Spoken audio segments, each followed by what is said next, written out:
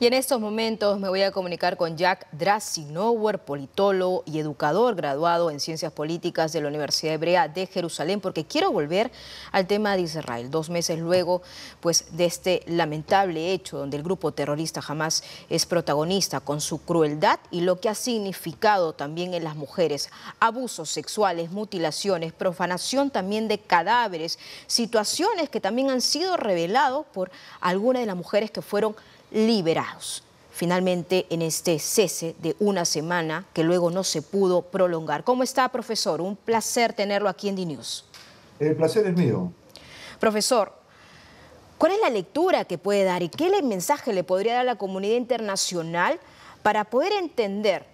Porque esta vez quiero abordar el tema de la crueldad y todo lo que hizo el grupo terrorista Hamás, que aún parece que la comunidad internacional no lo entiende. Entonces es importante expresarlo, decir e insistir en lo que ha dejado huellas psicológicas, secuelas por largo tiempo, generaciones, y lo que ha significado este ataque terrorista pues, en la nación israelí. Adelante, por favor, profesor.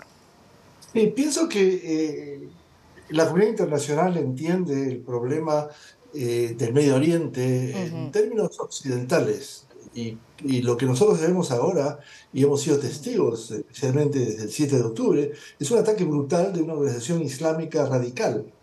Y no se trata de islamofobia o de pensar, de acusar al Islam, porque Israel tiene excelentes relaciones con países como Egipto, como los Emiratos, como Marruecos, que profesan la religión islámica.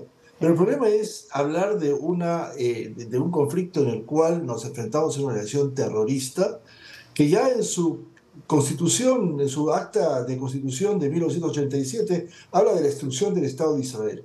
Y todos los actos que se han planteado, inclusive los pedidos de tregua que se han planteado, desde el punto de vista del interés de Hamás, está relacionado con el hecho de ganar tiempo para poder nuevamente reforzarse y no dejar de lado su meta más clara, que es la destrucción del Estado de Israel. Pero aquí además hay otro problema. No se trata de una lucha entre una nación de terror y un ejército de un país como el caso de Israel. Se trata de un ataque brutal a la población civil israelí. Así es.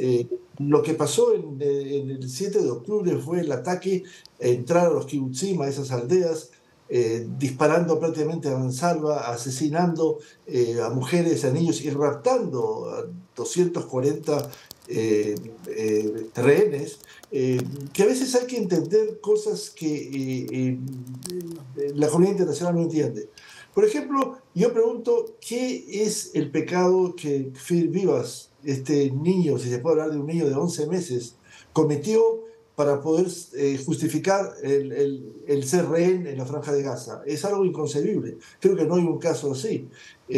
Mujeres violadas, definitivamente, y la tortura psicológica. Sí, exactamente. Hemos sido testigos, por ejemplo, de algunos que ya regresaron Sí. y cuentan que los niños fueron marcados con el tubo de escape de las motocicletas para que si escaparan pudieran ser reconocidos.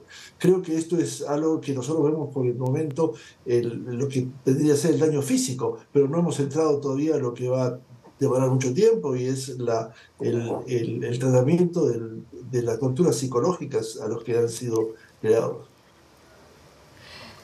Exactamente, Jack, importante lo que tú dices en estos momentos y lo que significa también para el pueblo judío. Y aquí hablamos con otros especialistas, con otros académicos, también en cuanto a esta psicología de terror que comienza a implantar el grupo terrorista Hamás, y también a través de los videos que nosotros hemos podido aquí difundir en la entrega de los rehenes, en torno a los liberados de lo que ha sido, algunos dopados con clonazepam, algunos dopados para que no muestren esos ataques de pánico, de ansiedad, e incluso hasta despidiéndose de sus captores. Entonces, aquí vemos toda una maquinaria que también se forma alrededor de este grupo terrorista. Y además hay que agregar la inoperancia de las organizaciones internacionales, por ejemplo la Cruz Roja, que parte de la Convención de Ginebra establece su papel y su rol frente a un conflicto, poder visitar a los rehenes poder preocuparse de que reciban los medicamentos. En el caso israelí, definitivamente, mientras que Israel respeta esa misión importante de la Cruz Roja, y permite la visita a terroristas que están pasando cadenas de cárcel en Israel por cometer actos de terror, algunos con las manos ensangrentadas como tal. A cambio de eso, prácticamente el Hamas no permite en lo absoluto ningún tipo de visita de la Cruz Roja. Es decir, la Cruz Roja no tiene la posibilidad de investigar cuál es la situación de los heridos, cuál es la situación de aquellos que tienen que recibir medicamentos. Hemos escuchado cosas realmente espeluznantes. Por ejemplo, una persona herida fue operada por un veterinario, ¿sí? No tuvo los servicios médicos requeridos. Uno contó que había sido operado sin anestesia, con el sufrimiento que eso pudo haber planteado. Vale decir, estamos acá frente a una situación que se enfrenta a un país democrático, a una relación de terror. Y algo más importante, mucha gente piensa que es solamente un conflicto entre judíos y musulmanes, cosa que no es cierto. Así es. Basta solamente consultar a los 1000 cristianos que viven en la Franja de Gaza, que están perseguidos, que parte de su actividad de rezos lo hacen de forma clandestina, para entender que el Hamas habla de un lugar islámico, una patria islámica en la cual ni judíos, ni cristianos, ni de ninguna otra religión tienen lugar. Y esto es algo importante, sobre todo cuando yo veo en Europa las manifestaciones que hablan de Free Palestine. Free Palestine significa la destrucción del Estado de Israel, desde el río hasta el mar Mediterráneo. Es decir, no se trata otra vez de una discusión sobre el derecho de autodeterminación de un pueblo o la posibilidad de un acuerdo sobre un conflicto sobre un territorio específico. Se trata acá básicamente de la negación total del derecho de determinación del pueblo judío y del Estado de Israel a existir. Claro, y lo que también, como han dicho algunas autoridades, por ejemplo, no solamente desde el primer ministro Benjamín Netanyahu, sino también embajadores alrededor del mundo, que bueno, en primer lugar está Israel, pero luego todos van a ser atacados pues, por el grupo terrorista Hamas, porque el grupo terrorista Hamas es igual a ISIS, es lo que siempre han comentado. Profesor, no sé si quiera redondear algo final para terminar esta entrevista. Sí, yo creo que el mundo internacional tiene que entender que la discusión y el problema de Hamas no está frente a Israel, sino frente a toda la cultura occidental. Y si logran cometer lo que definitivamente no va a ser la destrucción del Estado de Israel, el siguiente paso es Europa.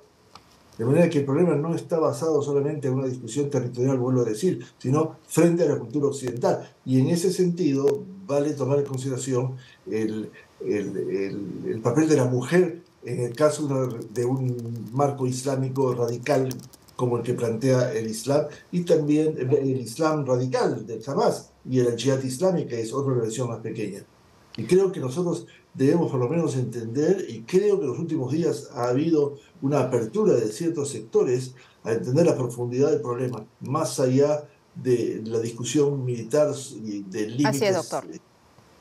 Así es. Yo le agradezco mucho por su participación aquí en DNews. Ha sido Jack Drasinover, politólogo y educador graduado en Ciencias Políticas de la Universidad Hebrea en Jerusalén. Gracias por estar con DNews. Gracias por estar con Latinoamérica.